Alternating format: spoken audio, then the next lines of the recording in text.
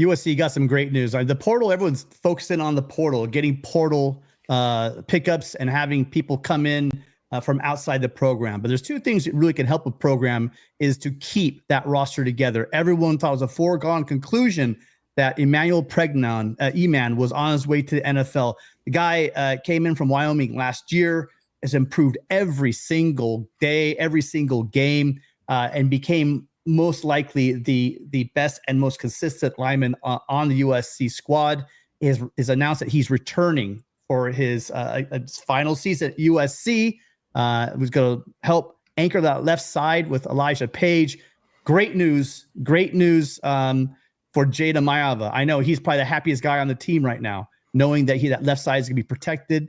And also another piece of news, speaking of offensive line, we had Zack Hanson move over. We talked about yesterday the fact that you're going to have Henson moving on to Purdue. Well, now Zack Hanson, the tight end coach, is now moving to the offensive line coach for USC. It's not his first rodeo there. I said jokingly, but I kind of meant it. If he can recruit the O-line like he's been recruiting our tight end room, Preston, I think USC is in a really great spot. Yeah, for sure. I mean, just fantastic news that Eman's coming back. You know, it makes me very confident on the left side of that line. Center position is still a little up in the air, still a bit of a question mark, but excellent to, protect the quarterback's blind side. Got Elijah Page out there and then Emanuel Pregnon next to him. So, yeah, fantastic that he's coming back. Can't wait to see his improvement. Guy that had NFL grades off of this year and was only going to improve. So, can't wait to see it. Yeah, the first one to get out to that we saw was Chris Trevino talking about Zack Hanson, saying that Emanuel Pregnon is going to play in the bowl game, plans to return for 2025. So USC fans, get excited because that's exactly the home run hit we needed. So when everyone's freaking out about, we need O linemen, we're striking out on these guys. There's nobody currently in the portal right now that's better than Eman. So that's a massive pickup for USC. And listen, you guys were great. We picked up a bunch of subs last night. But for all you guys out there, you're just coming on in. If you are enjoying the show, do us a favor. Make sure you hit that like and subscribe button, just so you know. We've been live 4 times this week. And so the only way to know when we're going live, yes, Preston and I are on every Wednesday at 7. I was up in Los Angeles. It took me a while to get back. So we had to go late. Poor Preston here. It's 11 o'clock at night for him. He's got to be up in a couple of hours. Appreciate you being here, Preston, pulling the double duty for us. No problem, man. There's no place I'd rather be, man.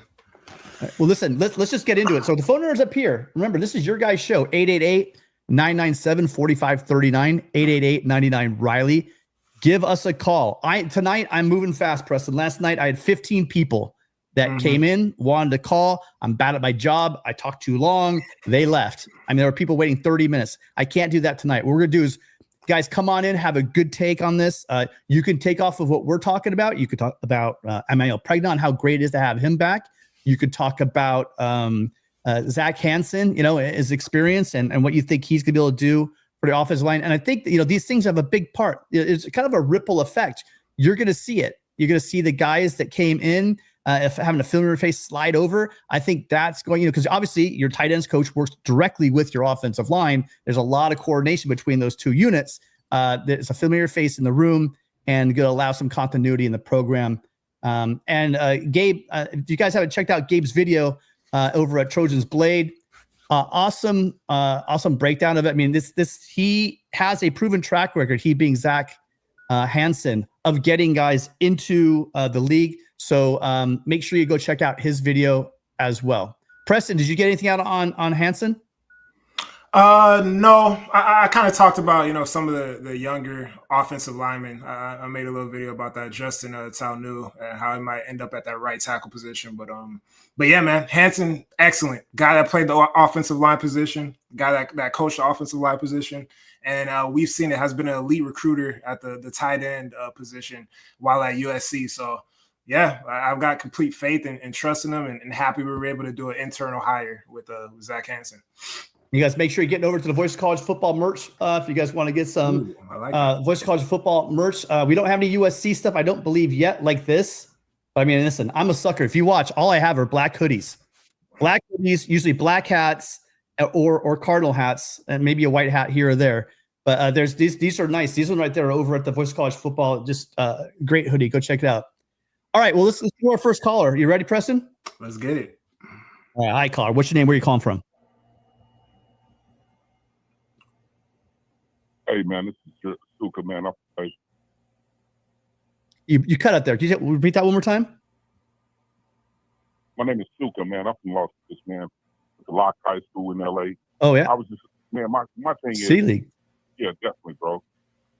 I'm a fan. I watch you guys all the time. Thank you. What's going on?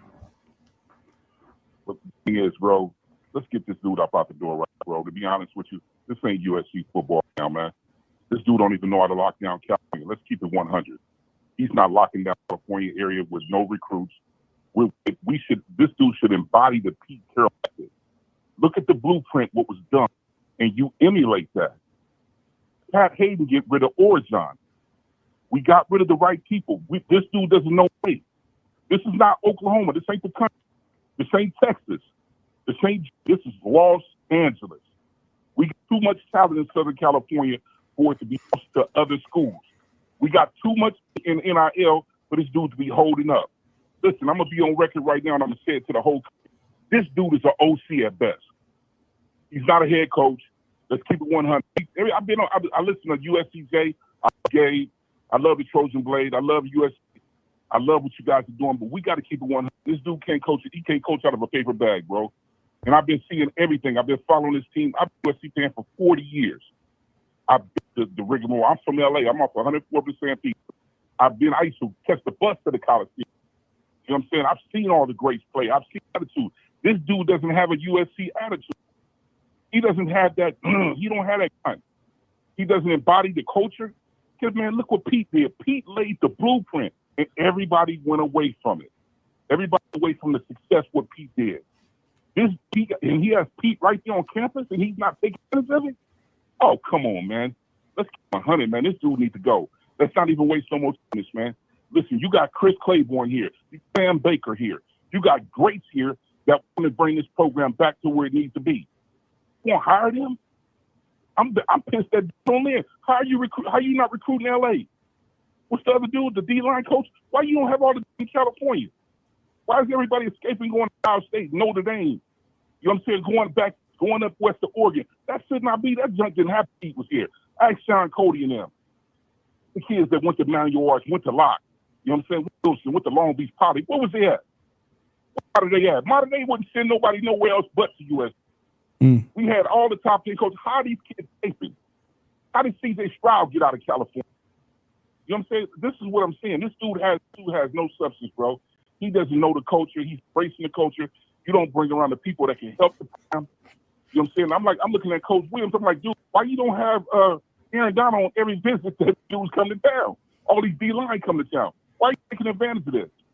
I don't understand, bro. I'm sorry for the rant, but I'm pissed, bro. This is the OC at best. Let it be known he's not developed kids. There's no way Brant should have walked. There's no way he should be. Dude shouldn't have left. You know what I'm saying? No way we should lose anybody from this program. This is USC. One of the top 5 programs in the country. Suka, I got a couple of questions for you, Suka. I got a couple of questions for you, Suka. By the way, the rant is what Preston and I want you guys to do. That's literally the purpose of the show. This is your guys' show. Yeah. This is your show. So you want to rant, you call in, you rant. My big question is, I know I misspelled your name. How do you spell your name, sir? Sukkah. A-H. All right. And then cool. The next thing is I want to talk about is listen, 40 years of experience watching USC, and I know it's painful. You are not the only person feeling that way. People I've looked at the mismanagement, I think, as far as the roster building.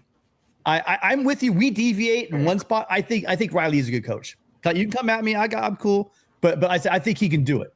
But where I am with you is I'm like, we need. I said it the other night on LAFB. You should check them out as well if you haven't already. Over LAFB, I was talking about the fact there's 3 things you got to do. You got to protect your roster. You got to protect. That's number 1. Protect your. You just name some guys we lost. Protect those guys. Then you lock down California, especially Southern California. Then you go out and get, like Pete said, you go out and get first-round draft picks. You go and get the Mike Williams. You go out and get the Brian Cushings. You go out and get the Ray Malalugas. You go out and you get go down the list. I mean, there's a million guys that, you go out and get a Liddell White out of Colorado. I mean, you go out and get those guys that are going to be your superstars, Preston. I mean, Suka, I think you're on it. I mean, I'm with you. Yeah. Where we deviate is I do think he can do it. I think that we need to fix this roster. And I don't know. I keep trying to figure out. I mean, I don't want to jump the gun. There's a hiccup somewhere in this thing. And I'm not sure if it's the coach. I'm not sure if it's the strategy. I'm not sure if it's NIL. I'm not sure if the NIL strategy. I'm not sure if it's how they get the money out to people, Preston. But Suka is making some good points, man. Yeah. Hey, Suka, he's speaking facts, and I understand everything. I understand the frustration, right? Here's the thing, right? If you're not winning games, you're not recruiting California, you have to at least show energy, right? And that's what I said. His body language, show some energy, look like you're trying. I talked about in a video I made recently. There's no reason why I have modern day parents messaging me talking about they want to see USC coaches on campus. That is terrible. Why are parents coming to me asking this? You know what I'm saying? Like we have to at least optically look like we're trying to make these strides, speak like we're trying to make these strides, scream at somebody, like show some emotion that you're trying to get the job done. And I think that's the first step. I mean, he talked about it today. How, it's changed from relationships to finances, but nobody wants to hear that because everybody's pissed off and we just want wins. So I get it. What you got, Suka? You say you wanted to respond to that. Yeah. Listen, I've been in sales for 30 years. And one of the coldest statements is when we telling people to just sit and listen, get up, man. Motion brings emotion. This dude has no emotion. This dude, I don't see no fire. You know what I'm saying? I don't see no fire. Shout out to Trojan Blade, man. I love you. But listen, man, I don't see no fire in this dude. I don't see no passion. I don't see nothing in him, man. I come from that days where the rah-rah was everything. These kids feed off of your energy. This is I played football in yours. I played there in the streets of LA. I played at this park. I played sheriff football. You know what I'm saying? I played with Darren Hagan, who's the quarterback in Colorado. That was my boy. But I'm just saying, we played for coach on fire, and we fed off of that. This dude has no energy. You know what I'm saying? I don't see it. You say he's a decent coach. Yeah, he's a quarterback whisperer, what you want to call it, but he ain't whispered nothing to Moss and them. He showed ain't whispered nothing to Jaden. Whispered nothing to them. But your recruiting is trash. And I hope he hears this. Your recruiting is straight garbage. Your talent evaluation and your talent development is not there. When you had you know what I'm saying? I didn't like the do him like they did Lane Kiffin. That's what I say. Roll the tarmac out. If we lose the Vegas Bowl and we go out in there, he better get fired on the tarmac. All right, Suka. Listen, real talk, because we can't have that here. I love the passion. Listen, I hope this is your first call. I hope it's not your last. I'd love to talk some more City League with you because you go back a long ways. We could talk about what's happened to the City League. A lot of people out there don't even understand just how amazing that league was back when I was a kid. And now it's, things change, right? People moved. People have moved to the IE. People have moved all over the place. But in the City League, you have like the private schools, picking up everybody, from Sarah to Bosco, grabbing kids out of LA. So, but love to have that conversation with you. Thank you so much for calling in. Thank you. Yes, sir. You have a good one, man. Fight on. You nailed it. Good call. Hey, Preston, that's the way to get it started. Yeah, man. It's gonna be one of those shows. we don't have to agree. Listen, we don't have to agree, and we don't, because that's what this show's about, and that's not what the Trojan family is about. Trojan family is about all families decide one thing or another, but one thing we should all decide on is hitting that subscribe button. If you guys are enjoying the show, appreciate everybody being here. Make sure you hit that notification bell and give us a like if you've enjoyed anything from the show. We really appreciate you guys all being here. Speaking of person I love being here, it's my favorite. Again, parents aren't allowed to play favorites, but co-hosts, they're allowed to have favorites. And Paulie Walnuts, how you doing, sir? You know what, man? I'm doing great, especially seeing Preston back in the mix here, man. That makes me happy. And also, Tim, you make my day. I got to get that merchandise. Preston, if you have some merchandise, I need some of it in my closet immediately as well. Let me get back to it, man. When it comes to Riley, I'm always bringing the positive vibes. I understand people's frustrations. the last caller literally just kind of just blew off and started talking about stuff without even thinking about the 2026 class that's coming in. With nothing but California boys in that class. I think they're making that transition right now.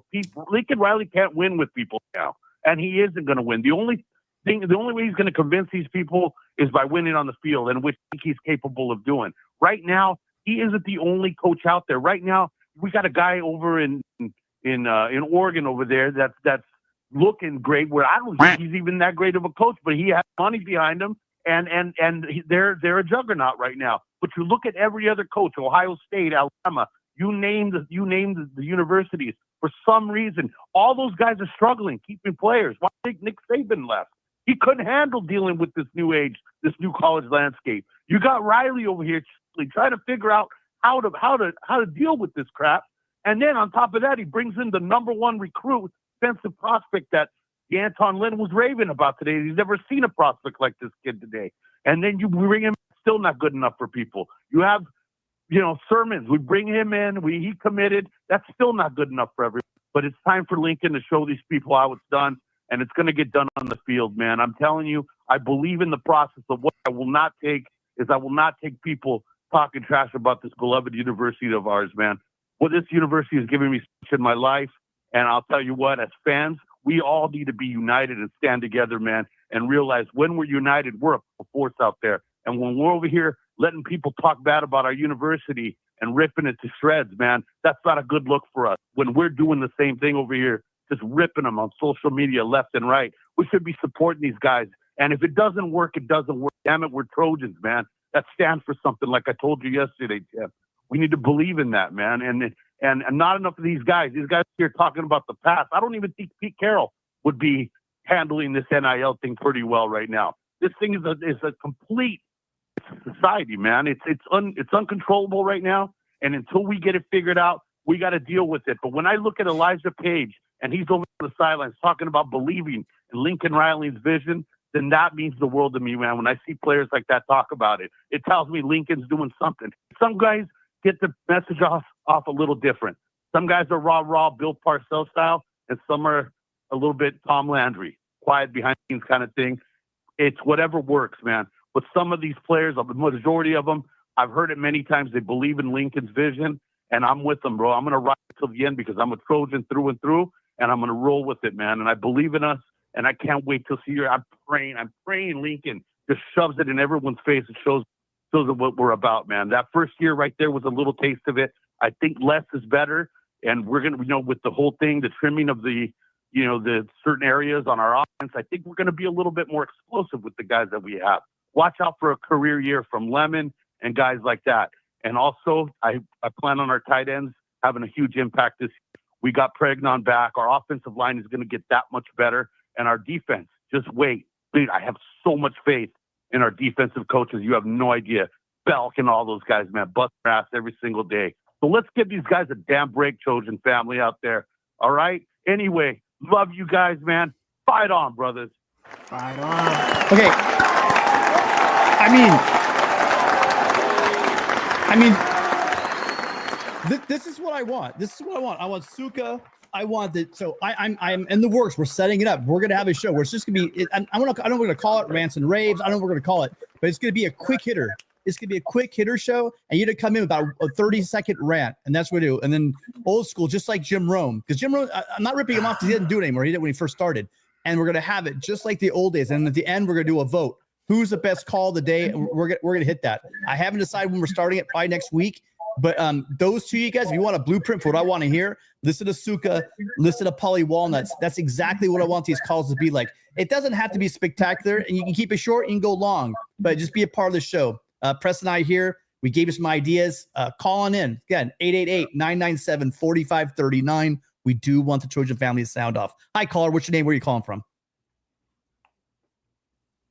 Hey, I'm calling from Los Angeles, California. And your name, sir? Jordan. It's Jordan. Jordan. Awesome. Good to hear from you, Jordan. What's on your mind, man? Going on. Man, just know I'm just big diehard USC fan. I'm just like, just a bit disappointed in just, this new era transport portal and all that stuff, and just the bench budgets transferring out. Just like, I just don't understand that, Mm. You get what I'm saying? Yeah. There's a And lot, it's a lot of hurt, a lot of hurt right freshman now. All-American. Yeah, freshman All-Americans freshman year, you know what I'm saying? And then, this next year he just didn't perform, like they gave him opportunity to, how many he had, and targets he had this year. It's, they gave him opportunities. Just, he didn't really, step up to the plate. Like, he just couldn't deliver as much. I don't know if he gained more weight, or I believe he probably should have kept running tracks, to keep his speed and his agility, That's best. You get what I'm saying? Yeah. I agree with you 100%, man. And it is frustrating, and it's sad to see the band break up, right? You had all these highly ranked, skilled players come in together, and it looked like they were enjoying their time at SC. They were building camaraderie, they were taking their bumps and bruises together. And then, after the season, is over, everybody, a lot of them hit the road. So definitely understandable, man. But everybody's got to do what's best for them. Hate to see it, but Zach Branch was put in many situations this year to succeed. He was put in open space many times. It's a C, right? He got caught by linebackers, by edge players. Like he didn't have that spark. He didn't have that hold your breath that he had freshman year. He didn't have it, and we all saw it.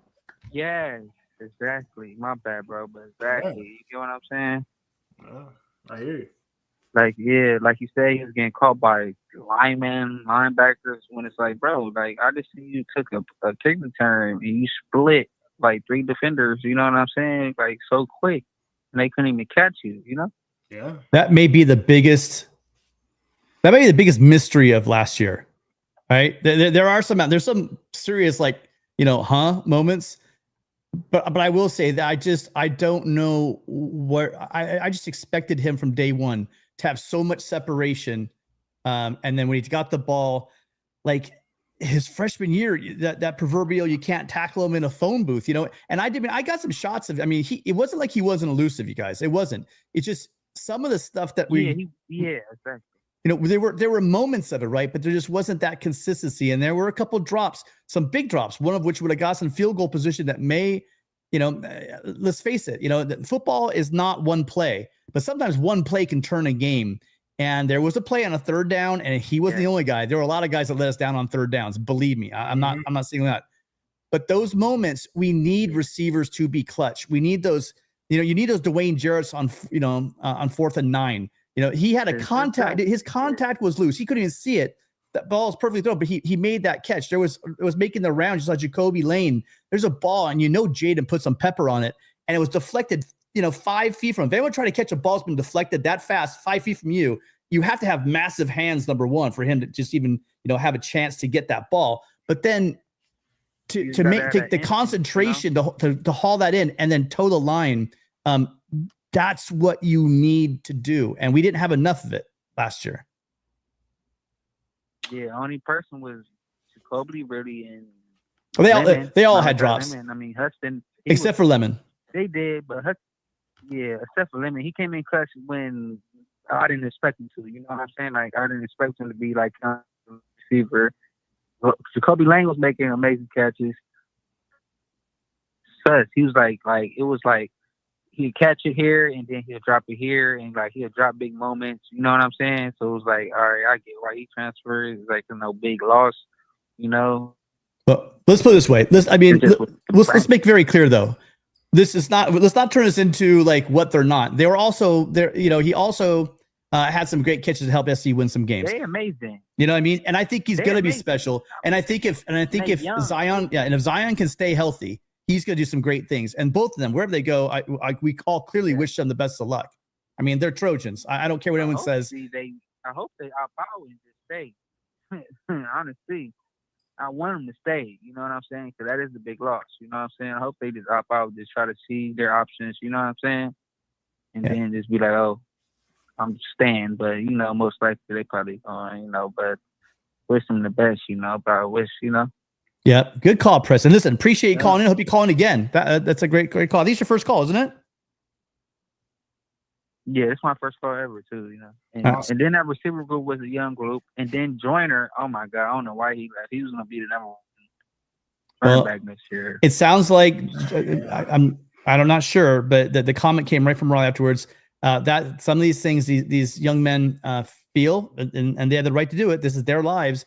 Feel that they have a valuation, and unfortunately, the program did not agree with what their valuation was.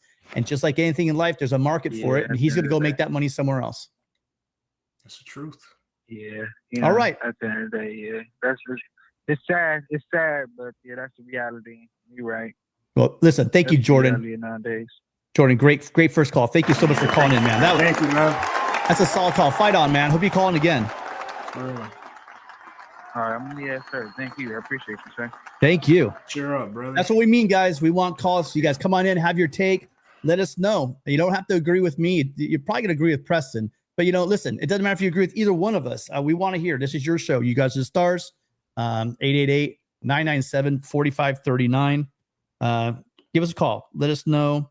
What's on your mind. If you have questions for Preston or for me, also, or even the chat even, go ahead and give us a call. Ask us that question. We're here for the next, until midnight for Preston, which is in about 24 minutes. So if you want to call, get that call in right now. I'm going to try to move a little faster. We are stacking up a little bit, but we have another call. Hi, caller. What's your name and where are you calling from? Hey, guys. This is Kobe from San Antonio. How are we doing tonight? That Kobe with an E or an I? It's COBI. Okay. All right, man. So what's on your mind? I'm just looking at the 2025 schedule next year. I'm trying to think what we need to accomplish. I mean, ideally, this is USC. Everyone wants an undefeated season every year.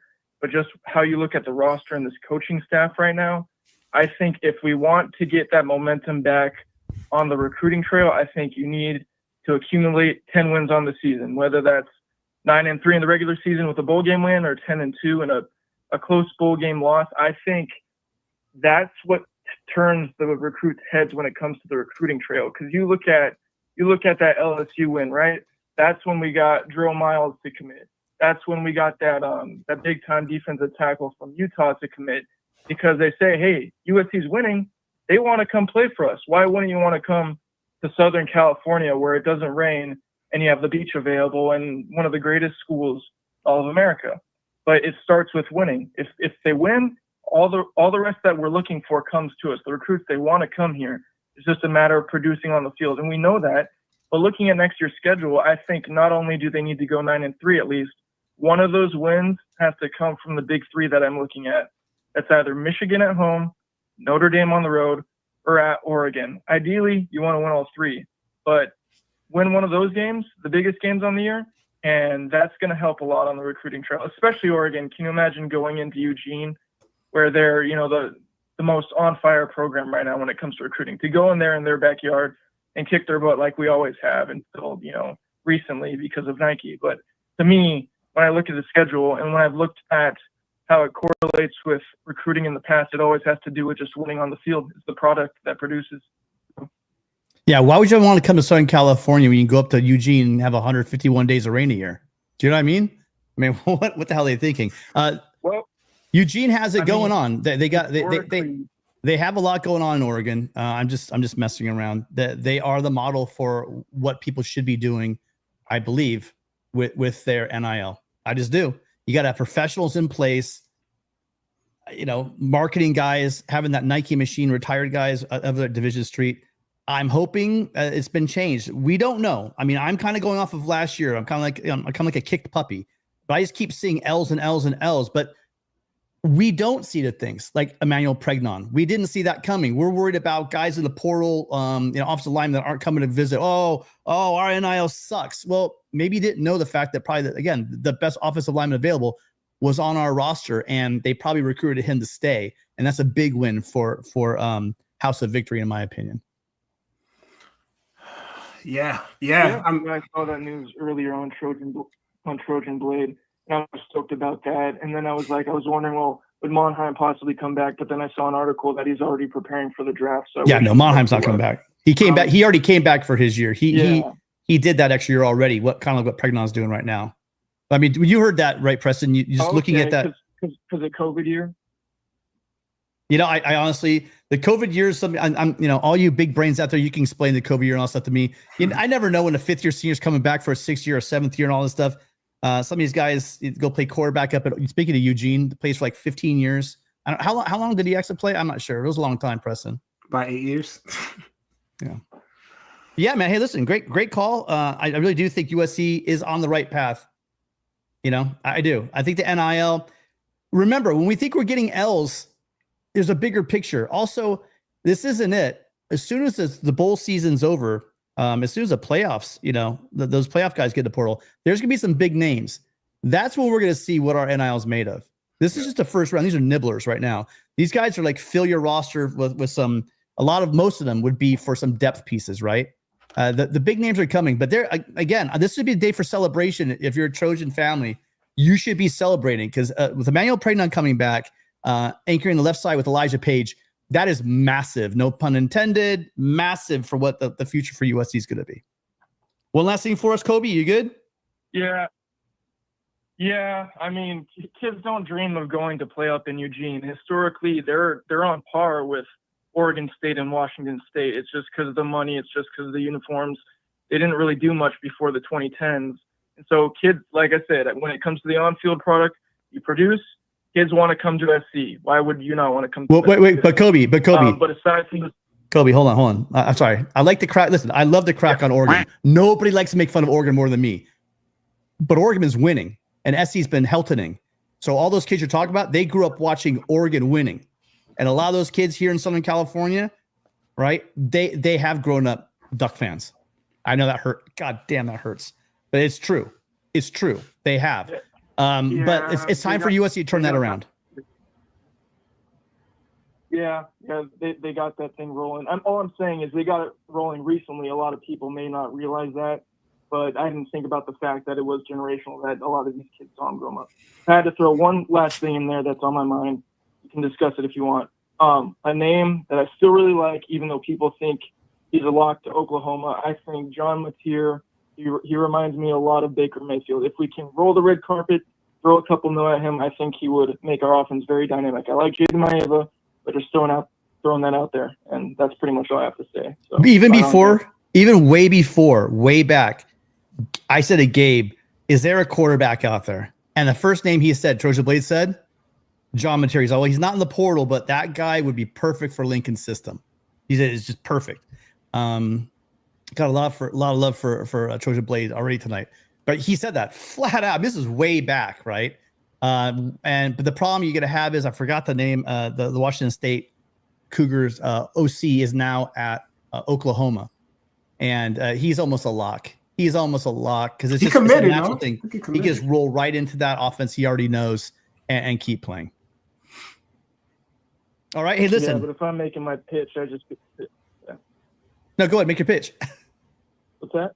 Go ahead, make your pitch. No, I was gonna say if I'm Lincoln Riley, my pitch is, hey, you know, he has 3 Heismans in 6 seasons and 3 number 1 overall picks, especially with a dual threat quarterback like him. Just go look at the kid's highlights. He reminds me of Baker Mayfield style of play. Just not only his escapability out of the pocket, but turning it into a 50-60 yard gain. He's really fast. He's a runner, man. Release. And yeah. But yeah, that's all I got for tonight, guys. Dude, he's a true dual threat. That's exactly what and Baker Mayfield, like he is that guy. Question is again, there's a pre-existing relationship. He's going to go to kind of ironically go to Oklahoma, and you know, that's just the way it is. But hey, listen, thank you so much. Great call. Thank you. Great call. Hope you call back in again, Kobe. All right, thanks, guys. Fight on. Fight on. All right, fight on. Yeah, you know, there's been a lot of love for John Mateer, but just unfortunately, it's he's gonna kind of go throw it away by going to Oklahoma. I'm sorry, Sooner fans, but I don't know. I don't know what comes out of me sometimes. Caller, hi. What's your name? Where are you calling from? This is B Jinx from Birmingham. How you doing? B Jinx. B Jinx, what's up? Jinx or Jenks? Yeah. President, what's going on? What's going on? Brian Jenkins from Birmingham. Oh, okay. How you doing, sir? Doing great. How about you? Doing great. especially with the Pregnon news. It might be a slight delay. It might be a slight delay with this, but yeah, that was great news with Pregnon and keep sliding Zack Hanson over to the offensive line coach. But I just want to chime in on this whole Zach Branch thing, and I understand that a lot of fans are upset about the amount of receivers, players, period, but in particular the receivers that we were losing, with Branch and Deuce. You have to remember, Riley recruited all of those receivers like that for the Pac-12. So we were getting probably about 80 plays a game. Well, moving to the Big Ten, with the time of possession and expected them to run the ball, we probably couldn't have those plays down to about 50 a game. Okay, so if you split that in half, if you want to be balanced, giving the run game 25 touches, the running back 25 touches, and that only leaves about 25 targets for the receivers. Well, it's kind of hard to split that between 4 star receivers. Everybody's going to want their fair shot at the ball, and this is despite somebody might have the hot hand. So how you divide 25 targets into 4 star receivers? You can't. So Riley is having to make a GM decision, as well as coach. I don't need 4 star receivers. If I'm building a Big Ten team, I need 2 star receivers and someone that's going to be a possession receiver. So I understand what he's doing. It's he's having to make some tough decisions and identify who's his commodities and who's his position, premium position of need. The premium position of need is the Tregnons, a defensive trenches, the defensive line. The commodities would be your Lineman and your Lane, which I feel that the 2 better receivers, and this is no shade at Zach and Deuce, but I feel that the two receivers they're retaining. The Agreed. 2 better receivers they're retaining. Yeah. So, you're gonna have to take, a lot of fans are gonna have to take their feelings out of this and think from a DM's perspective. Go ahead. I'm sorry, Preston. Go ahead. No, I mean you're correct, man. Different game in the Big Ten. You're not going to be throwing the ball, at the same level in the Big Ten. And before people jump out the window, like look at a kid like Riley Wormley. Look at a kid like Romero Eisen. Yeah. They can do the same. No disrespect to Zach Branch. Love Zach Branch as a person, as an athlete. Hope he figures it out. But they can do the exact same stuff that Zach Branch did at USC. I truly believe that. So check out the tape on some of those young guys coming in. And Makai Lemon can. So Makai Lemon has just as much burst as Zach Branch. But the difference between the two is Makai Lemon is more of a commodity because he can run every route on a route tree, and he has better hands. Yeah, you understand what I'm saying? And again, this is no knock at Branch, but Branch, dropped quite a few balls that hit his hands, and he got the most targets on the team, out of the receivers this year. So, again, Riley having to make, a GM decision. He's having to be the GM and the coach. And to me, in my personal opinion, I think we kept the better 2 receivers with Lane and Lineman. Yeah, and here's the thing. I talked about on the LAFB show a couple of nights ago. I talked about on this show last night. We all got excited. We all got happy. We thought that we were going to have these guys. I mean, I was naive. I was thinking, yeah, these guys, they love each other. They do. Those guys are tight. That room was a tight room. I get it. And that's why it probably lasted 2 years. But all these guys deserve more targets, And so for us to think that those 4 guys with that level of talent, NFL talent, are on their money season, right? This is their contract season. Let's be real. This isn't the stuff we had before. This is a chance for these young men to make generational money. And so they need to go somewhere where they could put up 80, 90, 100 catches possibly, instead of getting maybe 60 targets on the entire season. So I think that's what they're looking at. Right. And so it's settled into the natural progression of, in year 3, they loved each other. They loved SC. They loved California, I'm sure. But they said, okay, this is a money decision. This is I came here. I gave the Trojans 2 years of blood, sweat, and tears, and they did. Those guys balled out. Let's forget about what people want to be critical of. Everyone remembers the drops. No one remembers the flash plays, though. No one remembers the electricity. Zachariah Branch had some really nice catches and runs last. Got a couple first downs that were vital. People forget about those things. They just remember the drops. So let's remember 2 years of watching, Deuce and Zachariah play and Zion battling back from, injury after injury, and guy was tough as nails. So remember also a guy like him, he's at practice and he's on Howard Jones Field. So those victories we see on the field aren't always, on Saturdays. There's victories during the week when he's helping his guys get prepared for the game as well. So, we should really be solid about, protecting those guys as well. Yeah. And I understand, both of them have other professions that, other crafts that they have to perfect. Zach with Brett, with baseball, with track, and Deuce with baseball. And it may have been a situation where, okay, Riley figured, okay, well, if I'm going to be paying you guys, market value, I want you there in the spring too. Yeah. You understand what I'm saying? Yeah, so sure. Again, this could have gone into the decision itself as far as, okay, who are we going to keep and who are we going to say, well, hey, look, we can only afford to pay you or only having the budget, pretty much what you were making last season. And I understand them kids, want to make more money, but to me, I think the conference did a better job of game planning for Zach after they saw him, his performance last year, which, he was amazing last year. But to me, he looked a step slower this year. Maybe it was the muscle weight that he put on, but he looked a step slower. So once they start game planning for you, it's going to be hard. Even if you're getting, Riley has design plays for you, they're going to zero in on you. So I think that he would have been better served this year being used as a decoy. And once you got those other receivers off, maybe dragging him underneath, on a linebacker, maybe on a slower player like a flat corner or something like that. But, that's just my conjecture. But it's going to be hard. Like I said, had we still been in the Pac-12 or, getting 80 possessions a game, 80 plays a game, then, yeah, you probably would have been able to keep all four happy. But you just can't do that with only 50 to 60 plays and you're expecting them running the ball at least 25 or at least 50% of the time. You just can't do it. Yeah, absolutely agree. Brian, great call.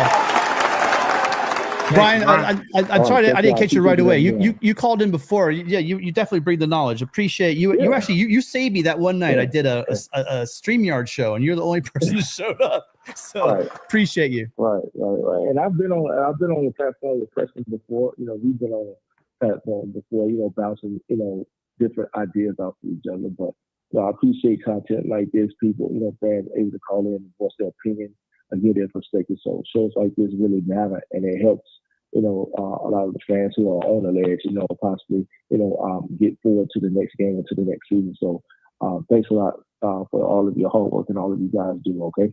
Awesome. Thank you, man. Right on. Appreciate your call. Solid call. I should have recognized the voice, but it's the phone over the phone. It's not as clear. Yeah, it's a little weird tonight. I don't. Yeah, it's the phone line. I should have recognized the voice, but solid work as always. Yeah, you weren't here, Preston. I was flying solo, and Mr. Jenkins decided to come in and save my ass because I'm not going to sit up here and talk for an hour, guys. I might have a big mouth, but I can't talk that long. Preston, I seriously, I can't talk that long. Preston thinks I can, but I really can't. So I think you can, brother. Hi, caller. What's your name? Where are you calling from? Hey, how you doing, Tim? This is Mario out here in Silver Lake. Mario, thanks for calling in again. Appreciate you. Remember that? Yeah. What's going on? Yeah. How you doing, Preston? What's going on, man? How you doing? Pretty good. Hey, I just want to just give a little shout out to Soka. I don't know him, but I feel like calling him bro because I totally understand, his rage. Because I kind of feel it too, and a lot of people also feel it, especially when it comes to the issue of recruiting Southern California.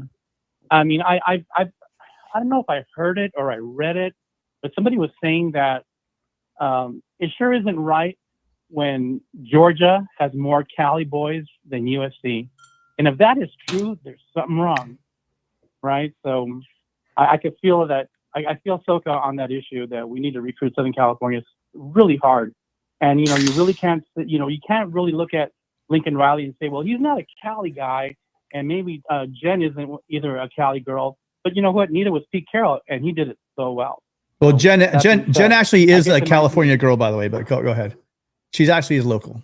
Oh, is she?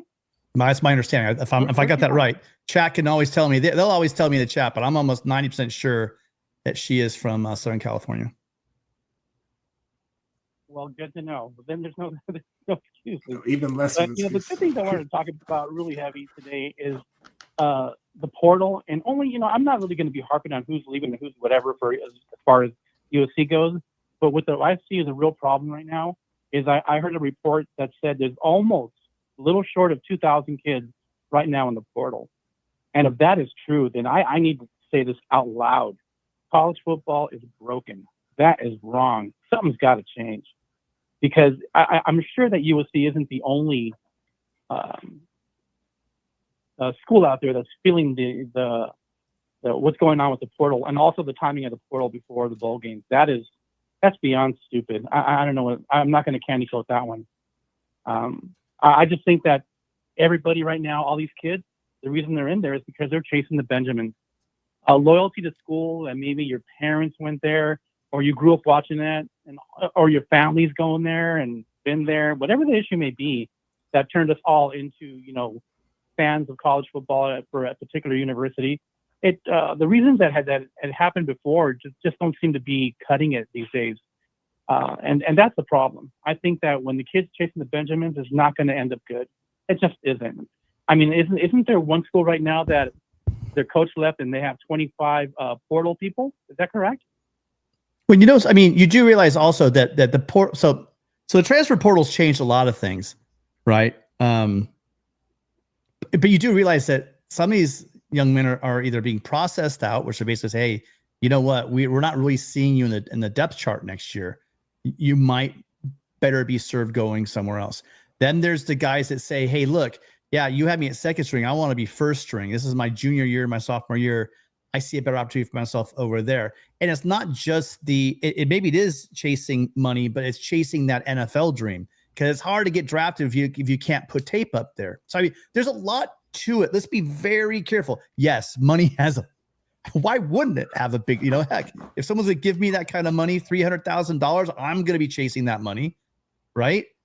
But it's also about a lot of these guys have NFL ability and they want what's best for them. Why wouldn't we want what's best for them?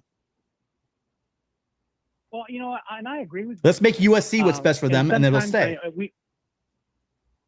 Right. Now, you could say that's been going on forever as well, because when you look at quarterbacks like Brock Purdy, the guy from San Francisco, Mr. Irrelevant, these guys are buried in the depth chart. And I guarantee you that right now in Georgia and even in Oregon, there's a lot of guys that could start somewhere else, but they're willing to stay there. Right? They are willing to stay there. So something's going on. And I think that at least as far as Oregon's going on, it's always going to be Nike money. I mean, I can't, how can you put it this way? Remember earlier you talked about like all the kids today, they've grown up watching Oregon win. A lot of these guys haven't watched a USC win. But I also know people that I live with around here that their children are the fans, the same kind of fans as or the same team, same school as their parents. So that's still alive as well. The only reason schools like Oregon and Georgia are keeping their kids is because kids want to be there too. And I do agree that there's a lot of people or a lot of kids that say, hey, you know what? I have NFL type qualities and I think I can make it. I need to get filmed. I get that. I totally get that. And that has been going on even way before the transfer portal. But I think that the transfer portal right now, what it is it's not only doing that, telling these kids, okay, go get some film, on, but it's also saying, you know what? Maybe I won't have enough, talent to make it to the NFL. Maybe I'll go to 1 year in the NFL, but at least I can get some money right now. And we also have to be honest with ourselves and say, hey, that's a possibility as well. You know what I mean? There's no more loyalty. And that's kind of like a problem. I mean, at least for me and diehard fans, I think so anyway. Preston? Yeah. Well, in regards, I don't like to speak these words, but in regards to that green and yellow school up in the Pacific Northwest, man, I like to talk about a story, right? Brian Cushing, I talked about it a little bit earlier. Brian Cushing originally was going to go to Notre Dame. His parents wanted him to go to Notre Dame, but he looked on television and saw how much fun USC was having on television playing for Pete Carroll. when I watch that team up there, that green and yellow team play football, I'm disgusted, bro, because it looks like they're having a bunch of fun. Their coach is fiery, running up and down the sidelines. Who does that remind you of?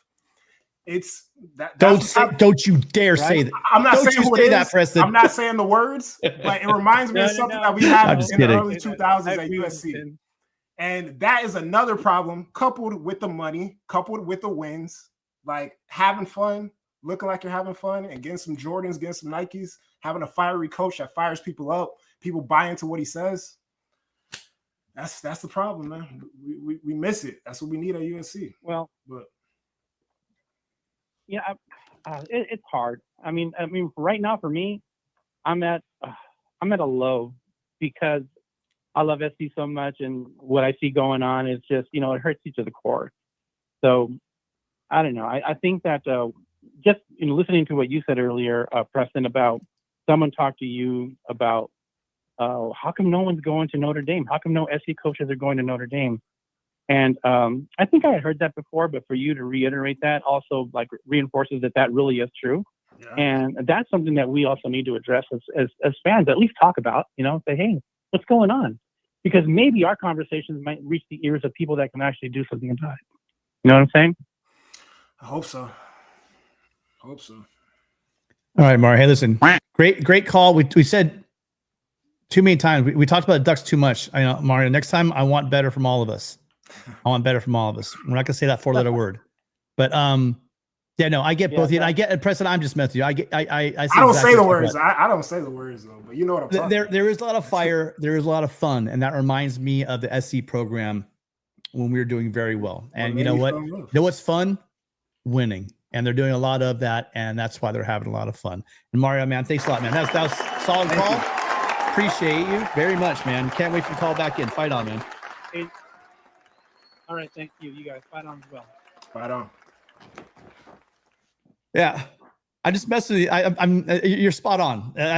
Gabe's told me the same thing. My DMs always say it. They want to see more fire. They want to see more fire from Riley. I'll tell you though, on the sidelines, I do see it, but usually it is a different type of fire. But I get what you're saying. You don't see it. You don't see like the Pete. When he gets really excited, Pete's just going crazy and on the sidelines, pumping his fist, jumping in the air, it's like that. Yeah, man. Curse somebody out, man. Get into a kid real quick. You know what I'm saying? Like, just don't go Brian Kelly. Don't go all purple in the face and yell in people's faces, though. Something. Yeah, I believe in Lincoln Riley, man. I think we could get this right, but I don't know. All right, caller. Next caller's up. Let's see what they think about the situation. Hi, caller. What's your name? Where are you calling from?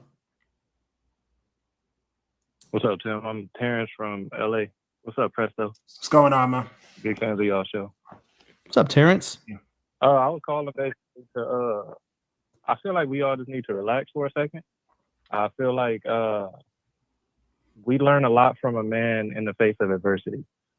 And I feel like going 6-6 at a prestigious university like at USC, I don't think he needs us to let him know that he's on the hot seat, But I also think that we as fans need to realize the fact of we have a game in a week and a half. We have 2 coaches that need to be replaced, and we also need to be hitting the transfer portal. It's like, can we give these guys a second? And I just feel like everything will be fine. And I also feel like basically next year we're going to know if Lincoln Riley is or not that person. But I just feel like we just all need to pump the brakes for a second because, again, you learn a lot from a man when he gets punched in the mouth. Just a quick call for you guys. I just want to get that off my chest. I like the quick calls as well. And I think, just like we talked about, this is going to be, there's a lot of people, they're already gone, Preston. A lot of people are like, dude, we're done. We've heard people tonight. I'm done. Get rid of them, whatever. Yeah. The problem with that is I can tell you there's about 80 million reasons why that's probably not the best decision to make. But beyond that, I think, this decision, and I keep saying this, I really will. If we go 5-7, or if we go 7-5 next year, heck, if we don't win 9-10, no, if we don't win 10 games next year, I'm going to be out. But here's the thing: it doesn't matter if I'm out. We learned during the Helton years, we don't get to pick who the AD's gonna fire. And I'll tell you what, Hackett. I'm sorry, I'm way off. Helton. he had a buyout, but it was nothing like we're seeing right now with Lincoln Riley. But yeah, you guys, I'm looking at this roster. I'm looking at this coaching staff.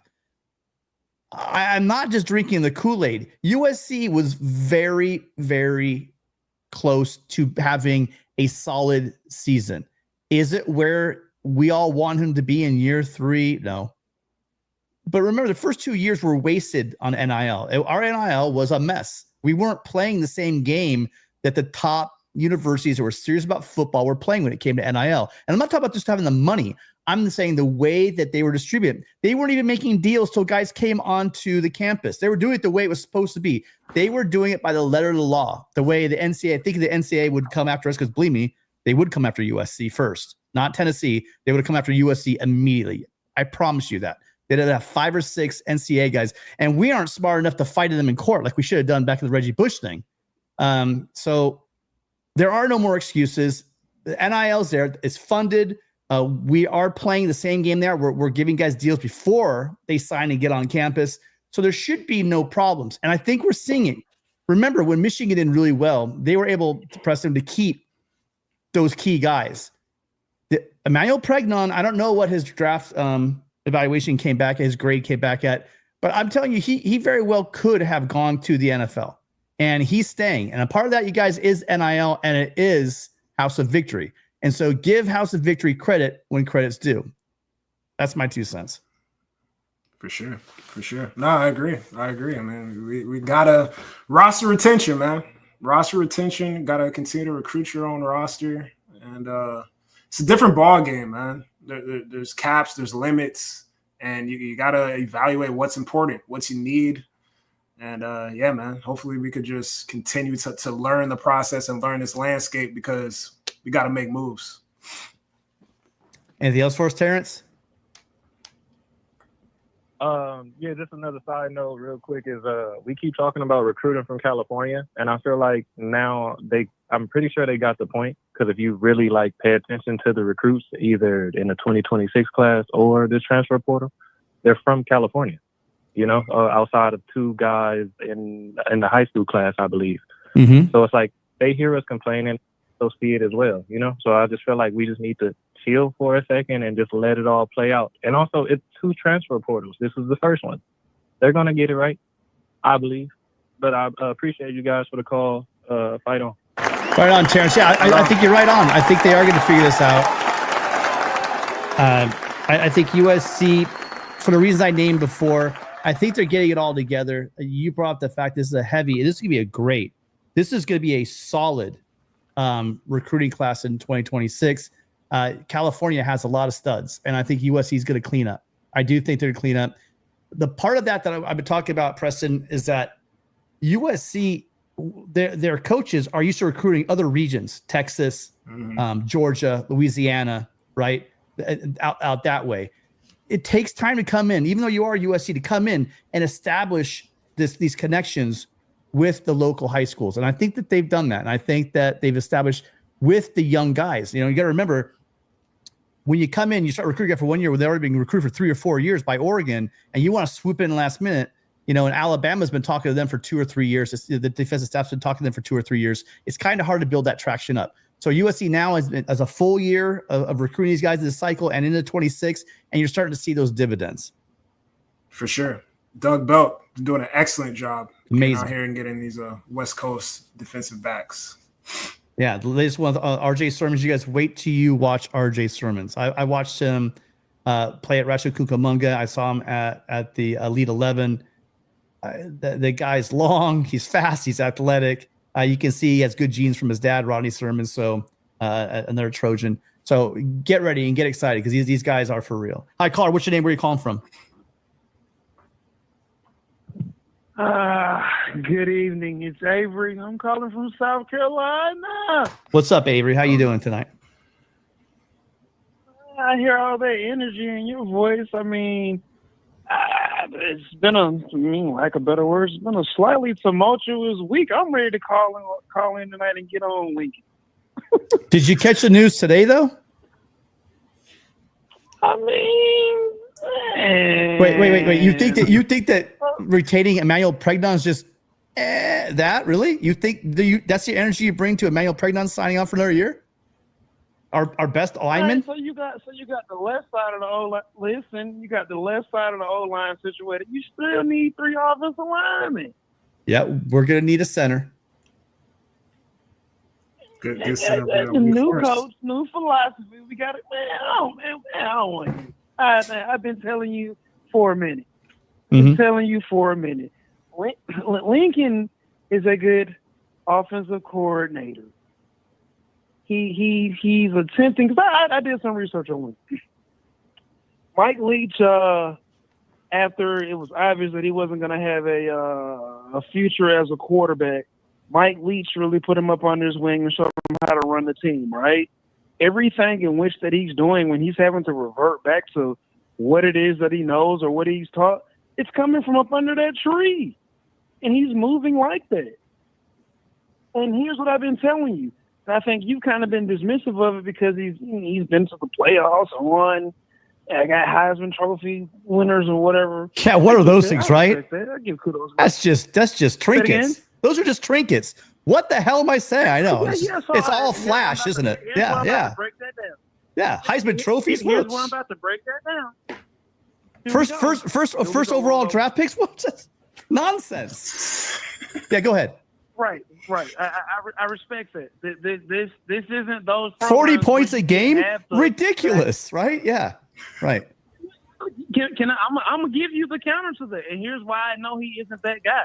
When he was making those great runs and putting those guys in the first picks and all that good stuff, he still wasn't making the needed adjustments and refinement to his coaching to make him a better coach that wouldn't put him in the situation that he's in now.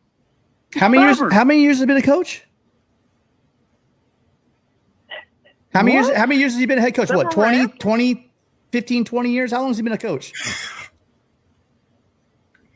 It's in Western Kentucky. You don't come here to learn on the fly. Oh, okay. Well, no, he came here after going to the playoffs and those Heisman things you were talking about too. Which means he should have been getting better as a coach. So not only did he not think about this.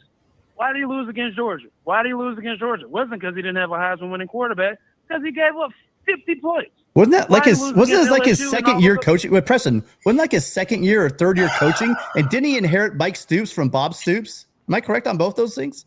I think so. Go ahead, Avery. Yeah, and still continue with the thought process of a bad defense. Here we are bringing it to USC, and we're still trying to get things on board. You mean Danton Lynn? Right mindset.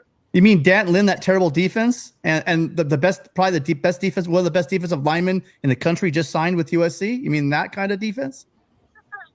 This is year one of that. We're behind. And what did I attribute that to? His philosophy and who brought him in the game. This is bigger than Lincoln. He's not ready for this. Avery, your thoughts? Can I ask Avery? Can I ask you a question, bro? Go ahead. Do you think that, in your honest opinion, do you believe that Lincoln's had a conversation with Pete Carroll and kind of picked his brain on how to be successful at USC? Or do you think he's just leaning? Okay, so you think he's just leaning on the Mike Leach teachings? Yeah, because and here's what I asked him this a couple shows back. It goes back to the development. One of the first things Lincoln said when he watched one of the first practices at USC is that we were small and slow. Well, here we are in year 3, and we're no faster. We're bigger now because oh my God, they decided to lift weights last summer. So like, come on, man. Well, you don't think we have better athletes on this roster than we did than now? Than we had in year 1 or Riley? You think that the athletes on the roster currently are not better than the athletes we had in year 1? Is that your take? I mean, it's the equivalent. It's the same. Equivalent. Okay. It's the same. Okay. I disagree, but okay. That's debatable, but I hear where you're coming from. I understand people are frustrated, man. A little bit personal? No, I said it's debatable because you have some great athletes on that. I mean, yeah, you think it's reality. I mean, you had some great athletes on that first year team. I mean, Thule was on that team. You had Addison and Caleb. He needs 17 players. He needs 17 players on the roster right now. Then he needs to turn around and have a 25 to 27 top 5 class next year.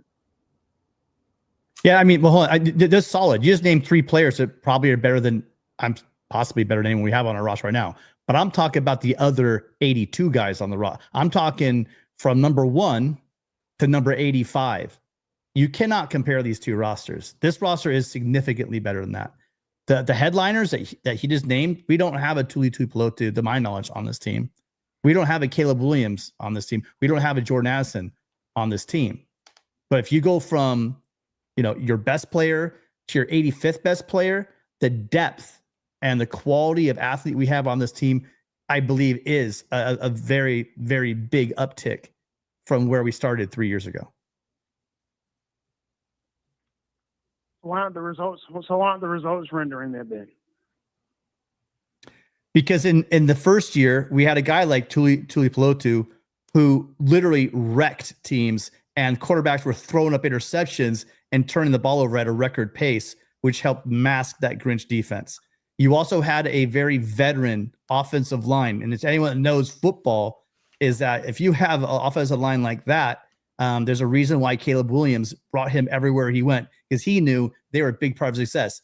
Caleb Williams didn't just learn to not play football in his second year here at USC. It's because that line was gone and he didn't have the protection. So the offense sucked. And when the offense sucks and you're going 3 and out, then that means your defense, was already had issues under Alex Grinch, continue to have those problems. I'm not going to litigate the fact that what Lincoln Riley did by bringing Alex Grinch and keeping Alex Grinch was clearly a huge failure. So then they reloaded last year. Last year, clearly, we did not have the depth in the middle of the defensive line and at tackle, and especially on that right side, which we thought we had fixed. Do I need to rehash the whole year? Because it's depressing. But it's pretty clear why they got worse last year. Is that clear? I respect what you're saying. Okay. Yes, there are some incremental things in the positive direction that we're doing, but the reality is, as we stand December 18th, we need 18 more players. Where are these players coming from? There are going to be a lot of guys in that transfer portal that think that they should be starting. That's where they're coming from. Quality guys. So we're going to, you and I have had this conversation. We're going to continue to make this the way of building the roster. I get it. Yes, we're off to a good start on the 2026 class, but did you hear the beginning of the show where I was very critical of us not being able to close out that high school recruiting class? Look, I get you, Avery. No one here is saying that Lincoln Riley's killing it. No one here is saying that we are where USC should be in the 4th year of any coach at USC. We're not saying that even close. Okay. But we are saying is that they're undoing the messes. And it wasn't, I just get tired of this. I want to get a t-shirt that says this. It's not one person. It's not a quarterback. It's not a coach, right? It's not one recruit. It's never one person. USC's problems, unfortunately, are bigger than that, and they are unraveling them.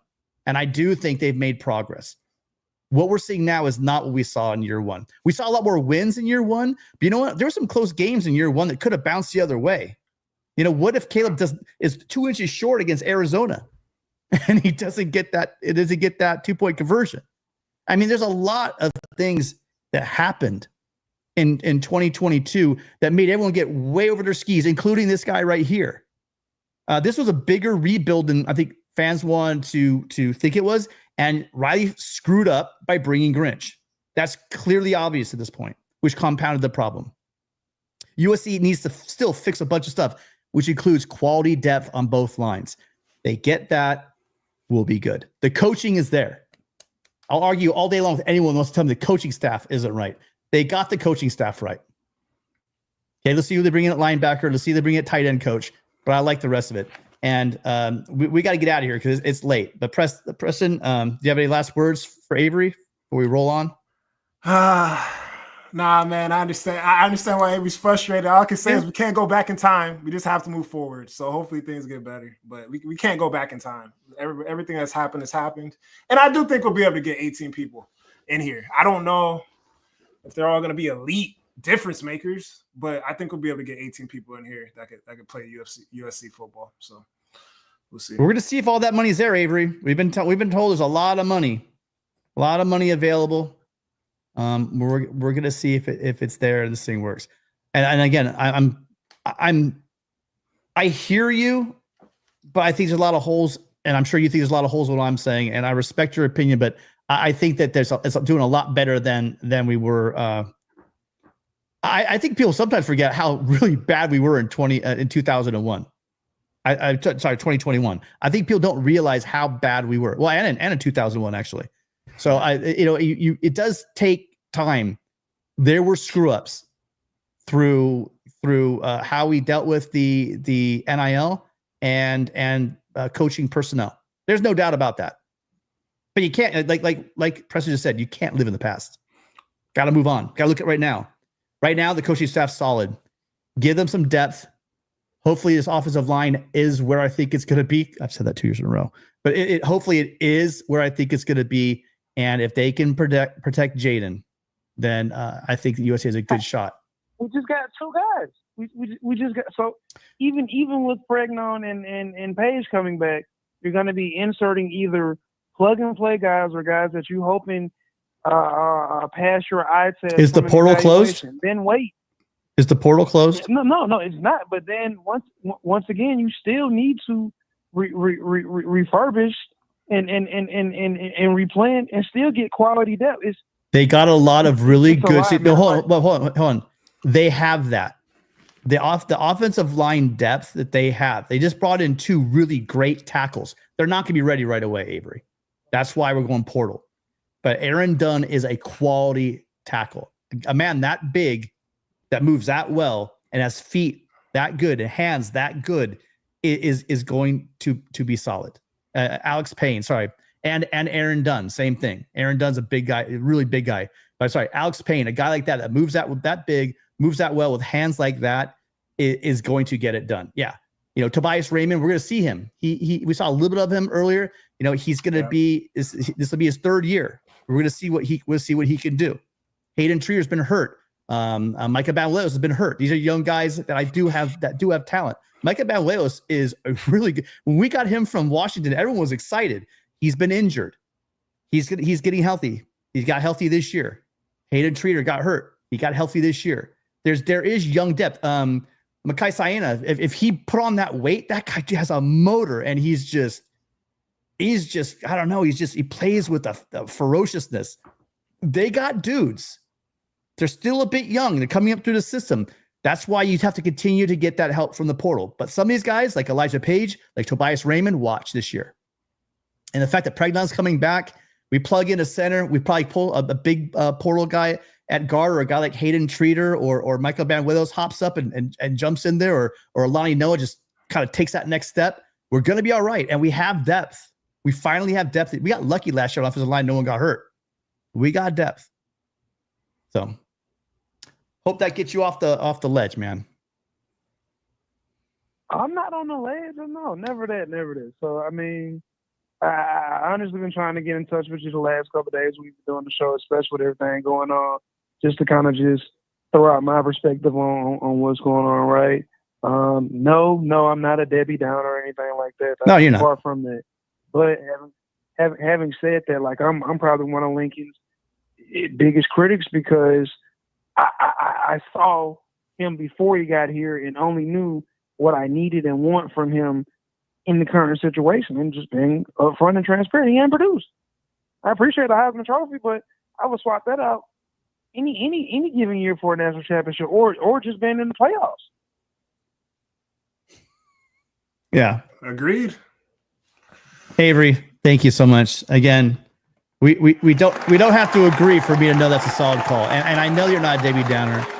You're not bringing up any you're not bringing ridiculous points up. All your points you're making are valid. I'm just saying, I'm leaning to the positive. You're leaning to the negative. You're not a Debbie Downer, and you are bringing up valid points. But I do see I see serious improvement. I'm sorry, fans out there don't see improvement in this program. Again, yes, you brought up Tui Pelotu, you brought up Jordan Addison, you brought up Caleb Williams. We don't have those guys on this roster yet that we know of. We might.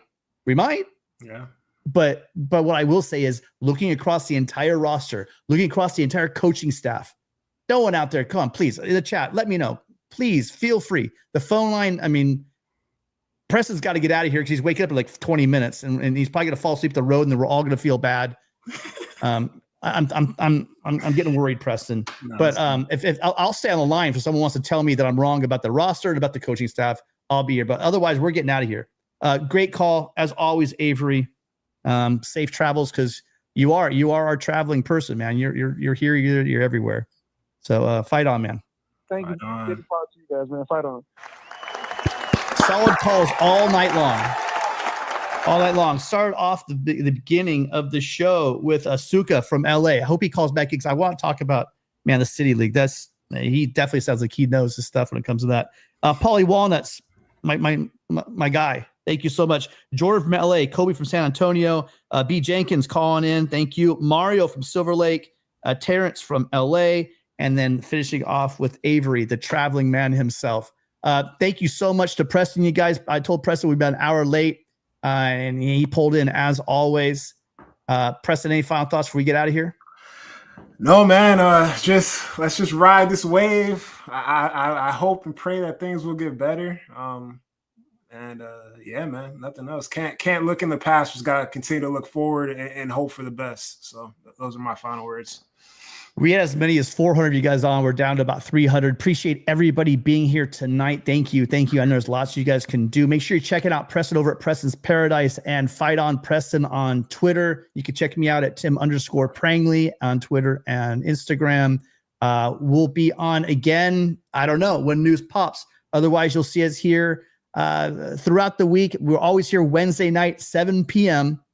Pacific, 10 Eastern. Sorry about the late start today. I was in Los Angeles. Appreciate you all. Super chats to get to. One last thing. No, we're good. Oh, memberships are available. Make sure you guys hit that up. And if you guys liked any part of the show, a best thank you to me would be hit that like button. And if you are not already subscribed, what are you doing? Hit subscribe so you can see me and Preston every night. All right. You guys make this show run. Thank you to all that were here. Thank you guys. Were awesome in the chat. Leave us a comment or an emoji in the comment section. That really helps out the channel as well. Fight on, you guys. And we're going to see everybody for sure next Wednesday at this time, at the right time, 7 p.m. Pacific, 10 Eastern. Fight on, you guys. Fight on.